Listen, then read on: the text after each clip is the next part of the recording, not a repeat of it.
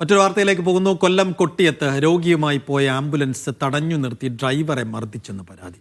ബൈക്കിലെത്തിയ 3 അംഗ സംഘം മർദ്ദിച്ചെന്നാണ് പരാതി. ബൈക്കിൽ പോയവർ ആംബുലൻസിന് സൈഡ് നൽകാത്തതാണ് തർക്കത്തിന് കാരണം.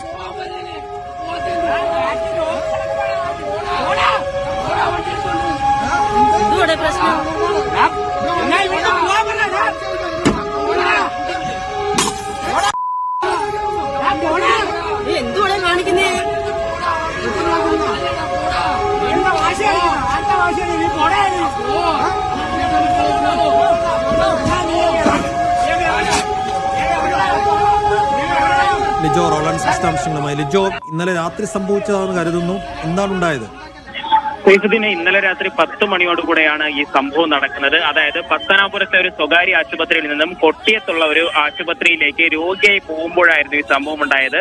ഒരു 3 അംഗ സംഘമാണ് ഈ ആക്രമണം നടത്തുന്നത്. അതായത് ആംബുലൻസിന് മുന്നിലൂടെ ഈ ബൈക്കിൽ വഴി കൊടുക്കാതെ ഇത്തരത്തിൽ യാത്ര ചെയ്തുകൊണ്ടിരുന്നത്. അപ്പോൾ അതിനെതിരെ വീണ്ടും ആംബുലൻസ് ഡ്രൈവർ ഹോൺ അടിച്ചതാണ് പ്രകോപനമായി ഇപ്പോൾ മനസ്സിലാക്കാനായിട്ട് കഴിയുന്നത്. തുടർന്ന് ആ തടഞ്ഞു നിർത്തിയതിനു ശേഷമാണ് നമ്മൾ ദൃശ്യങ്ങളിൽ കാണുന്നത് പോലത്തെ സംഭവം അവിടെ നടക്കുന്നത്.